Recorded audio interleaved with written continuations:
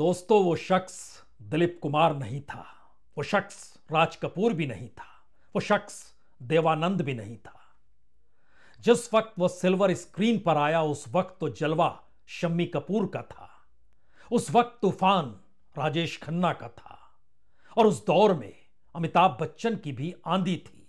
बावजूद इसके वो शख्स सिल्वर स्क्रीन पर जब जब आया उसने लोगों के दिलों के तार को हिलाकर रख दिया। फिल्म अनुपमा, एक संवेदनशील लेखक की भूमिका जिसमें अपने लेखन के जरिए वह उस लड़की के दिल में पहुंचना चाहता है और पहुंच जाता है जिस लड़की ने दुनिया के लिए अपने दिल के तमाम दरवाजे बंद कर दिए।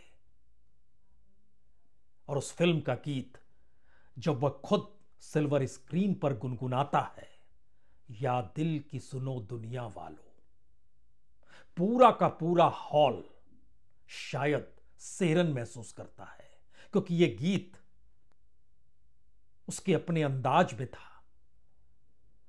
या दिल की सुनो दुनिया वालों, या मुझको अभी चुप रहने दो।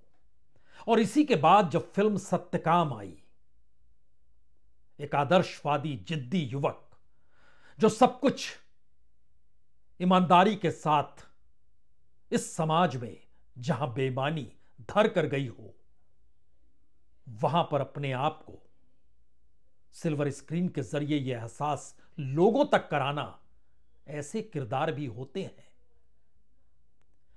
कई किताबें हैं, कई यादें हैं, धर्मेंद्र का साथ भी रहा, कई मौकों पर इंटरव्यू भी लिया गया।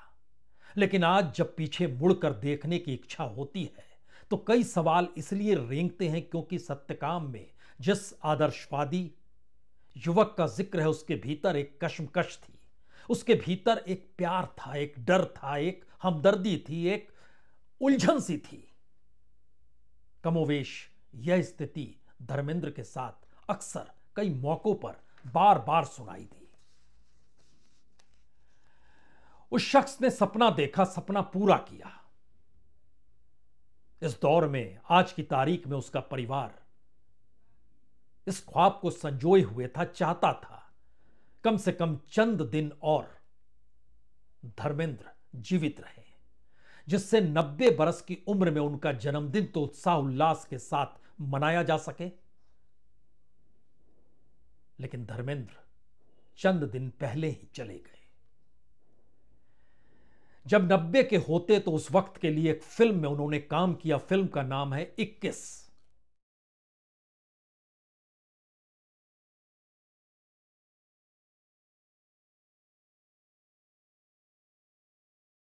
इक्कीस की उम्र बड़ी अटखेलियां खेलती है। बहुत सारे सपने हर दिल में रहते हैं, लेकिन धर्मेंद्र ने तो सपना 13 बरस की उम्र में तब देखा जब उन्होंने सिनेमा घर में जाकर फिल्म शहीद देखी।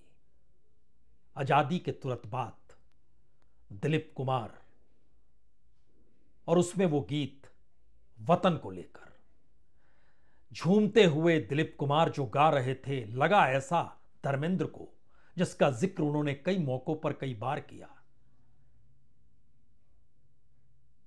मैं क्यों नहीं वहां पर, और मैं इस शख्स के साथ क्यों नहीं। और उसके 10 बरस के बाद 1948 में फिल्म शहीद आई और 1958 में फिल्म फेयर ने टैलेंट हंट का एक कार्यक्रम किया।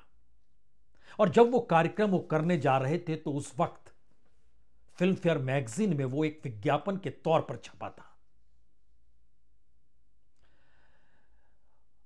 उसमें बकायदा जो जजेस थे उसमें विमल राय भी थे, गुरुदत्त भी थे। टैलेंट हंट खुद धर्मेंद्र ने बताया, और एक किताब में इसका जिक्र भी है कि उस वक्त वो मलेर कोटला में नौकरी कर रहे थे और वहां से सीधे पहुंचे जॉन स्टूडियो, और उस स्टूडियो वाले से कहा कि कुछ ऐसा करो कि दिलीप कुमार मुझे बना दो और मेरा सिलेक्शन हो जाए। पता नहीं उसने क्या बनाया, लेकिन सिलेक्शन हो गया। और जब पहली बार फिल्म फेयर अवार्ड धर्मेंद्र को मिला तो मंच पर वो अवार्ड देने के लिए दिलीप साहब खुद आए और उस वक्त दिलीप साहब ने कहा, इस शख्स को देखकर मुझे रश्क होता है, काश खुदा ने भी मुझे इतना खूबसूरत बनाया होता। मैंने पहली बार धर्म को देखा था और देखते ही मुझे मेरे दिल में एक उमंग पैदा हुई कि अल्लाह मुझको ऐसे ही बनाया होता तो क्या था। इस कदर खूबसूरत, हसीन, सेहतमंद चेहरा, आंखों से रोशनी, रूहानी रोशनी टपकती थी। वो दौर ही अलग था। एक से एक कलाकार, एक से एक कहानी, एक से एक फिल्मकार, एक से एक गीतों को लिखने वाले और संगीत के आश्रय बॉलीवुड का परचम लोगों के दिलों में कैसे घुमड़ने लगा कि भारत की पहचान अगर महात्मा गांधी और गंगा से जुड़ी तो उसके बाद फिल्म और संगीत भारत के लोगों की जिंदगी का हिस्सा भी बन गया। धर्मेंद्र उस दौर की उपज है। लेकिन धर्मेंद्र को जब आप देखना चाहते हैं तो उनके अलग अलग रंग भी हैं जो किताबों में दर्ज हैं। एक किताब है जो राम कमल मुखर्जी ने लिखी, beyond the dream girl, Hema Malini पर वो किताब है। उस किताब में उन्होंने लिखा है कि 1974 में बकायदा जितेंद्र और हेमा मालिनी के माता पिता ने दोनों की शादी का फैसला किया था, लेकिन धर्मेंद्र तब तक हेमा मालिनी की जिंदगी में आ चुके थे और धर्मेंद्र ने कुछ नहीं देखा। उन्हें खबर मिली, वो सीधे मद्रास पहुंच गए, मुलाकात की, अलग से बात की और वो शादी जो 1974 में होनी थी नहीं हुई।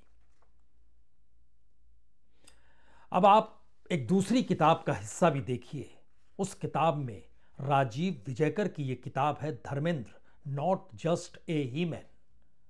इस किताब में लेखक ने कई इंटरव्यू लिए हैं, कई यादों को पिरोया है। उसमें एक महेश भट्ट की याद है जो कि सहायक के तौर पर फिल्म दो चोर थी उसमें थे।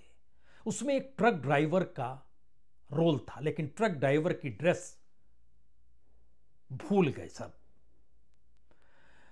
लेकिन कैमरे लग चुके, सब कुछ तैयार है, ट्रक भी तैयार है और इस तरीके से उस ढाबे के इर्द गिर्द एक दूसरा ट्रक था। वहां पर दूसरे ड्राइवर से उन्होंने कहा, आप अपने कपड़े मुझे दे दीजिए।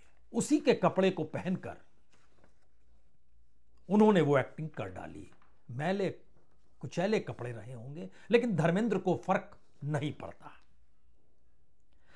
धर्मेंद्र से एक बार पूछा गया था एक इंटरव्यू में कि आखिर एक्टिंग को लेकर उनके भीतर का जुनून है क्या।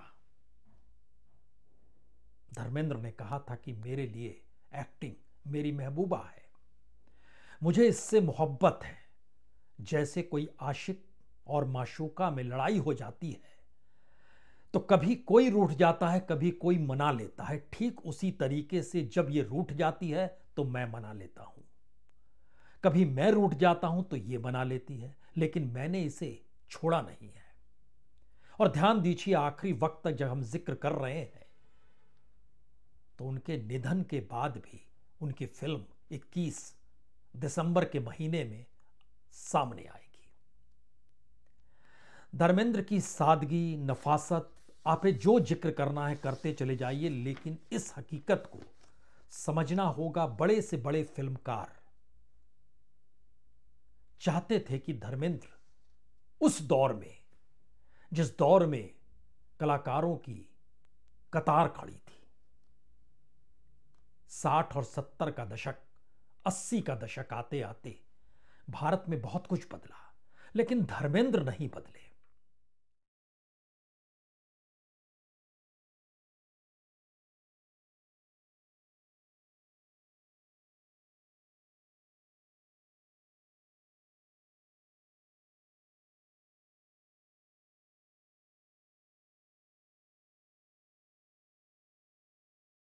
जिक्र क्यों सिर्फ अनुपमा और सत्यकाम का, चुपके चुपके, डॉक्टर परिमल,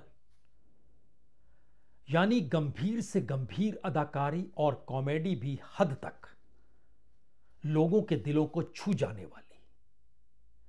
और इस सफर में जब आप निकलेंगे तो हमें लगता है 1975 फिल्म शोले जब आई, तमाम सीन अपनी जगह हो सकते हैं, लेकिन टंकी वाला सीन कौन भूल सकता है,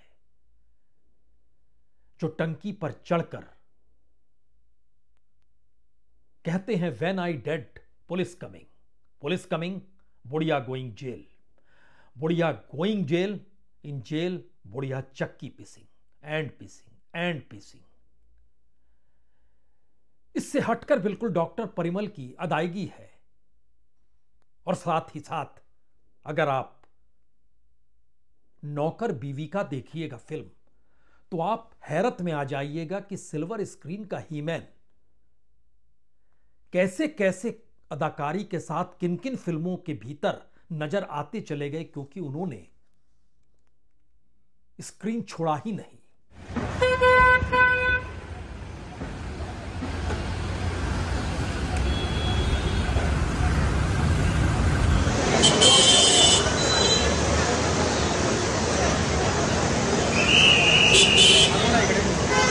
याद कैसे करेंगे धर्मेंद्र को?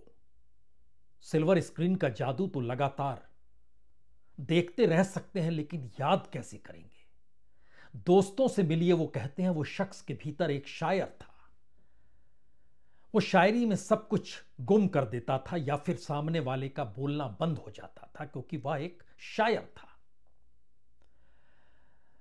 जो परिवार के लोग हैं वो उसे शानदार पिता, दोस्त की तरह पिता, एक परिवार से जुड़ा हुआ शख्स जो हर किसी के लिए सब कुछ लुटाने की दिशा में बढ़ते चला जाता है। और शायद इसीलिए मुंबई का घर भी हर किसी के लिए खुला हुआ था। गजब की दौलत रही धर्मेंद्र के पास, दिल की दौलत। इसीलिए तो एक पहचान प्रेमी की भी है, एक पहचान हीमैन की भी है, एक पहचान बेहद संजीदक इंसान की भी है, एक पहचान उस कलाकार की भी है जो कभी मरा नहीं करते। धर्मेंद्र मरे नहीं, अलविदा कहा है हमने।